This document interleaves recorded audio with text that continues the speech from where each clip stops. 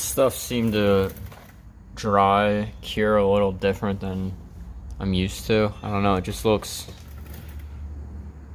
strange in certain areas. Not bad though, just different than what I'm used to. I assume that's due to less hardener. We didn't have the full amount. We were like an ounce short, so it might have something to do with it. As well as we sprayed it directly over the seam sealer before the seam sealer dry, which is, it's meant to be able to handle that, but we didn't do that last time. We let the seam sealer fully cure, and obviously we sprayed while the epoxy was still wet too, but came out good. I wouldn't mind to do a second coat, but we'll see what happens. We gotta get primer and epoxy and all that stuff first. That stuff's expensive. On my third gallon of epoxy, and they're like roughly $100 a gallon. I think it was cheaper when I first started. I think it was like 89 or 99. Now it's up to like 110. So $300 or more just an epoxy primer, plus filler, regular primer. Haven't even got into actual paint yet. Well, we bought the high gloss, which was another $100, but haven't even bought any color for the outside of the body. But I don't think that's happening. I'm not going to be able to get to that before winter time comes, so I'm just coating everything else and anything that's rusted. What's remaining of the body that's not painted, there's no rust, so I'm not worried about it. We can sand it down and respray next summer probably. I would just like to get this thing put together and drive it around for a little bit, even if it's mixed match colors with black and blue and etc. But we're waiting for we got to order the primer like I just talked about, so no body work can really be done. I could put some filler back here, but I don't even have epoxy, and I don't like leaving the filler on there for too long without getting without a top coat, because the shop is not climate controlled, and it's starting to get more and more humid, so I don't want the filler to soak up any humidity. So we're just gonna leave that as is for now. We got some welding to do. We're done with all the welding on the body as far as I know. I hope we're done, but still got some pieces to weld for the suspension. These are the control arm mounts, and also my trans mount mounts to these two studs here. I'm not exactly sure how I feel about the thickness of these studs. Like Wrx typically uses, I believe, a 14 millimeter bolt to hold up the trans mount. These are only 12 millimeter. Not really too big of a difference, but could potentially be an issue. We're just gonna rock it for now, and if it ever becomes an issue, we can just, I think, I guess it's spot welded, but probably could air hammer them out and then just drill them out and weld bigger bolts in there. If the air hammer doesn't work, you can always just cut it flush and then drill out the little bit that's remaining. So we'll rock it for now and see what happens, but we got to just finish boxing all this in.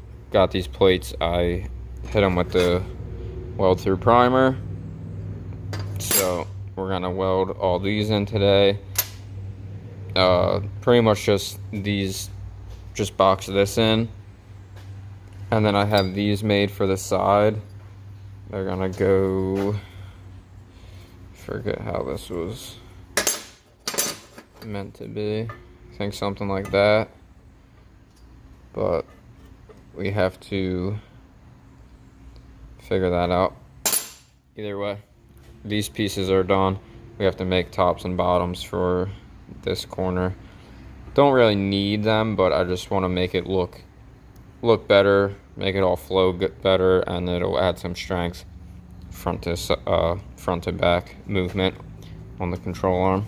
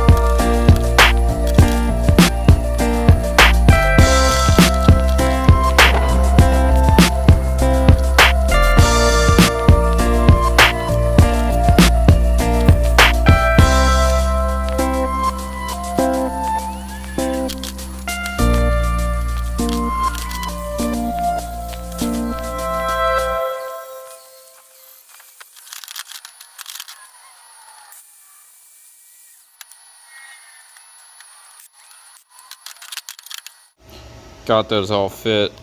I swear I had 4 of these.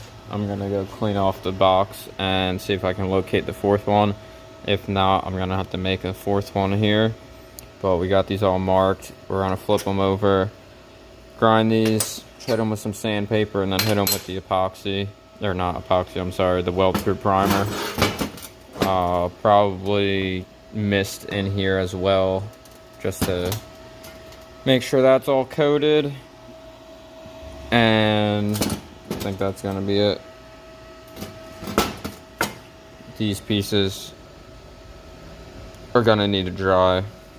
They don't take too long, but I'm getting hungry, so see what happens. I gotta find or locate this 4th one. Got all these tires laying around here. I figured, let's mess around. Shoo! That looks good. I need some big old mud flaps for this thing.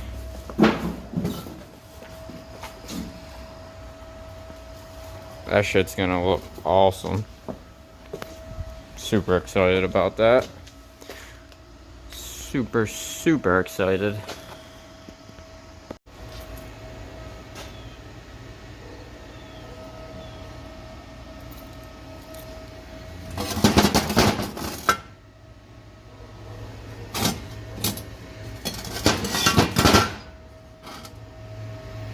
Couple spots we gotta grind down. We're gonna sand this on an angle, same there, sand down those nasty welds and hit them again.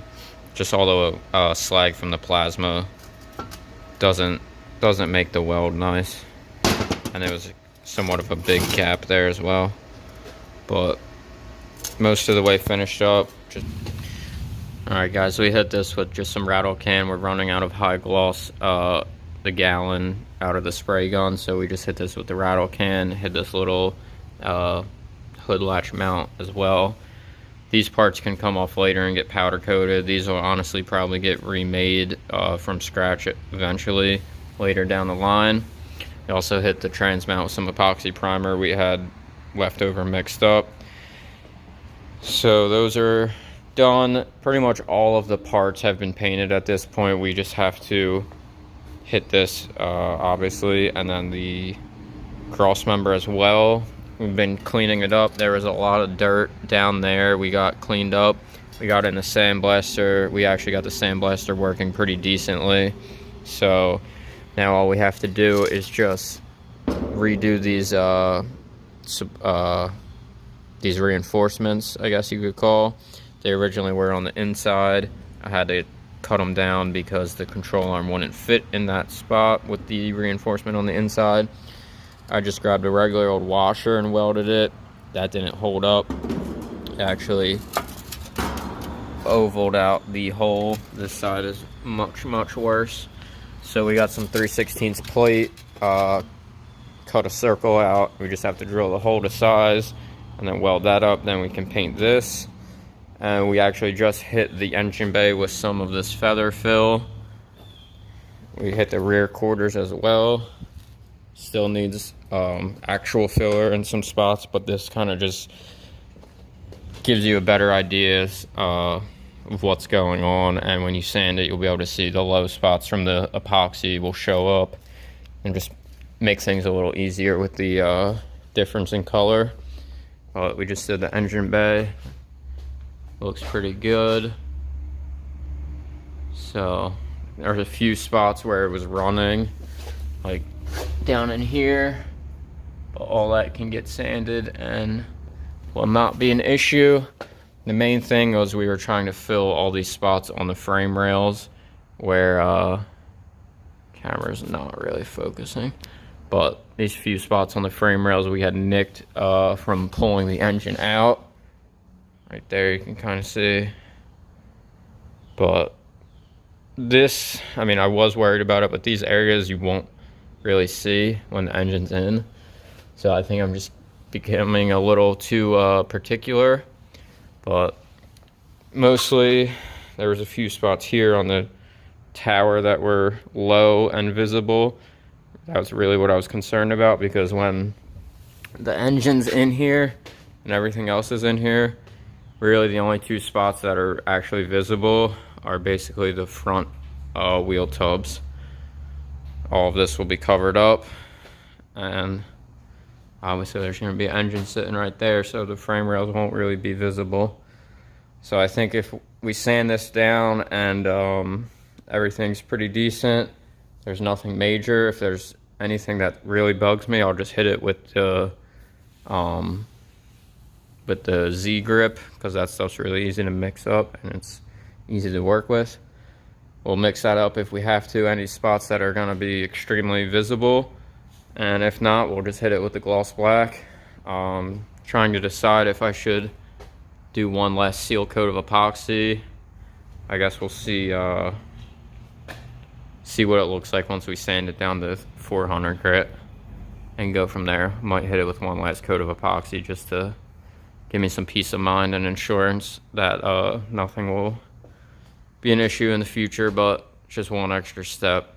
Kind of running out of warm days to paint, so. Alright guys, hope you guys enjoy. Next video is going to be most likely me spraying this down with the gloss black, and that'll be the final coat. Thanks for watching.